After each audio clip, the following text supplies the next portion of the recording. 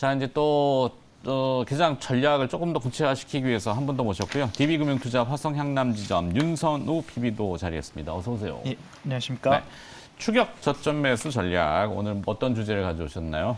저는 오늘 조금 어제 좀 이제 처음으로 오랜만에 거래량이 들어온 메타버스 쪽을 한번 가지고 와봤습니다. 게임 메타버스, 뭐 로블록스, 넷플릭스, 뭐 다 이게 지금 미국에서부터 키워드들이 나오고 있는데. 지금 뭐 오늘도 보면은 어제 이제 넷플릭스 실적이 좋다 보니까 오늘 컨텐츠주들이 올라가고 또 이제 어제 로블록스도 이제 9월 사용자 증가에 따라서 이제 메타버스주들이 조금 오랜만에 정말 거래량이 나오면서 비록 윗꼬리는 좀 달긴 했지만 좀 반등이 나온 것 같습니다. 뭐 로블록스의 사용자는 뭐 전년 대비 뭐 23% 그리고 이용 시간은 16% 정도 증가를 했다고 나오고 있고, 이에 따라서 한국의 이제 메타버스 관련 컨텐츠들이나 아니면 이제 하드웨어 쪽에 좀 관심을 보이는 것 같습니다. 그리고 또 10월 25일 날 이제 메타에서 이제 메타 퀘스트 프로라는 이제 VR, XR 기기를 지금 신제품으로 나올 것 같고요. 그리고 애플에서는 내년 상반기, 그리고 소니도 올해 하반기에 이제 신제품 기기를 만들면서 메타버스에 관련된 주들은 조금 더 이제 관심을 받을 것 같습니다. 보게 되시면은 또 어제 이제 뉴스가 나왔던 게 이제 메타의 이제 마크 주커버그가 네. 삼성의 고위층 이제 15일 날 만나서 AR, VR 기기, VR 기기에 대한 때문에. 이제 협력을 조금 요청을 했다는데, 여기에 대해서는 아직 자세한 내용은 나오지 않고 있기 때문에 추후에 좀 자세한 내용이 나온다면은 메타버스주 쪽으로 한 번 더 수급이 좀 돌지 않을까 싶어서 한번 가지고 나와봤고요. 그리고 최근에 메타버스주를 보시면은 뭐 뉴플렉스나 선익 시스템, 그리고 자이언트 스텝 등 뭐 고점 대비해서 거의 뭐 5분의 1 토막, 이제 뭐 7, 80% 빠진 종목들이 많기 때문에 여기서 반등이 나온다면 10%, 20%는 좀 가볍게 올라갈 수 있을 거라고 보고 가지고 왔습니다. 그리고 또 작년 이후에 어제 이제 윗꼬리는 좀 단 게 조금 아쉽긴 한데 이제 거래량은 충분히 많이 오랜만에 터진 거기 때문에 좀 네. 며칠 지켜보시다가 접근해 보시면 좋을 것 같고, 종목으로는 뭐 자이언트 스텝이나 덱스터, 그리고 뉴플렉스, 그리고 카메라 모듈 쪽으로 이제 LG이노텍 좀 보시면 좋을 것 같습니다. 뉴플렉스 얘기들 많이 하더군요. 예, 그래서 이 중에서 제가 오늘 탑픽으로 가져온 게 뉴플렉스인데, 네. 뉴플렉스 같은 경우는 이제 메타퀘스트, 이번에 메타퀘스트 프로가 나오는데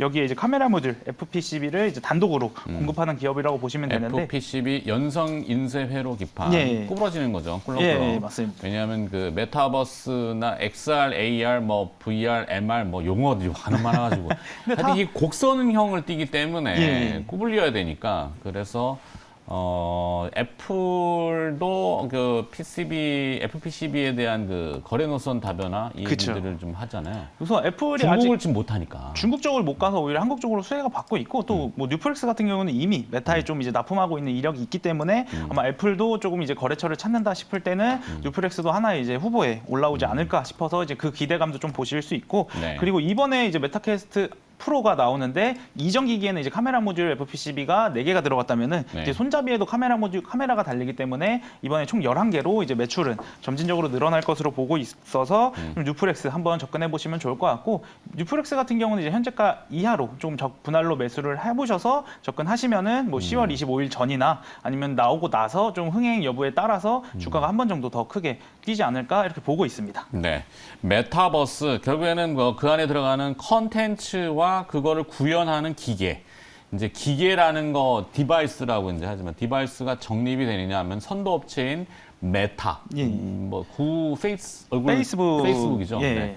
페이스북, 그다음에 뭐 애플, 마이크로소프트, 뭐 이런 글로벌 선두 기업들이 정해져야 되니까. 지금은 뭐 우선은 지금 기기를 낸 곳이 별로 없기 때문에 네. 지금 메타에서 메타퀘스트가 한 시장 점유율의 78% 정도를 가져가고 있는데, 아마 내년 상반기에 애플이 나오면은 네. 좀 애플도 어느 정도 1위 자리를 바로 차지하지 않을까 이렇게 시장에서는 보고 있는데, 그래도 아직까지는 메타가 지금 시장을 1위로 좀 견고하게 가져가고 있는 것 같습니다. 네.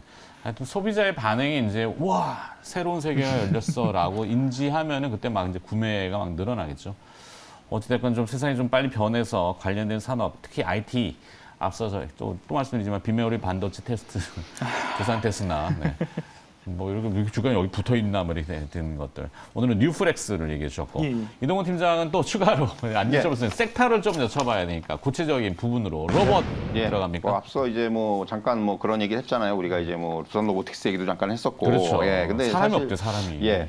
맞아요. 이제 그거예요. 이제 결국 이제 출발은 거기서 시작을 하는 거고, 결국 지금 이제 코로나19 이후에 가장 많이 좀 변화된 것이 사람들의 인식이 변했고, 그리고 어떤 그 기업들의 인식이 변했다는 거죠. 이 두 가지 같이 변했어요. 사람들의 인식이 비대면이 늘어나면서 사실 코로나19 이전에는 사실 이런 그 로봇의 서비스에 대한 어떤 거부감을 가진 사람들은 상당히 많았습니다. 근데 이제 오히려 코로나19 이후에는 그것이 이제 굉장히 일상화가 됐다라는 거죠. 뭐 이제 뭐 로봇이 돌아다니고 이제 뭐 서빙 로봇이 돌아다니고 이런 거에 대해서 사람들이 굉장히 자연스럽게 생각을 한다는 거고, 물론 아직까지 이제 이제 이런 너무 지나친 디지털화에 대해서 또 이제 아직까지 우려의 목소리 있는 건 사실이지만은 키오스크의 어떤 사용이라든가 이런 부분들 뭐 이제는 굉장히 일상화가 된 내용이고, 기업들 같은 경우는 앵커께서 말씀하신 대로 지금 인건비의 증가, 네. 그리고 일단 또 인력의 그 감소. 축소 이런 부분들 때문에라도 이 로봇에 대한 그 어떤 활용도가 높아질 수밖에 없는 상황이고요. 뭐 사실 세계 로봇 연맹의 그 연례 보고서를 보면은 작년에 이제 글로벌 산업용 로봇의 수요가 역대 최고예요. 네. 51만 7천 대. 이게 이제 예상치가 한 6, 7만 대 정도 됐었는데 예상치를 훌쩍 뛰어넘었고요. 그러니까 여기에 이제 주목해야 되는 부분이 지금 이제 산업용 로봇에서 차세대 협동 로봇이라고 하죠. 이제 조금 더 소형화가 되고, 그리고 이제 조금 더 산업에 대한 그 활용도가 높아지고, 기존에 이제 우리가 얘기하는 중후장대 산업에 주로 산업용 로봇이 사용됐다면은 이제는 뭐 식품이라든가 이런 쪽으로도 이런 그 산업용 로봇이 점차 이제 그 사용도가 확대가 되고 있다라는 부분, 이런 부분들이 확인이 되고 있고요.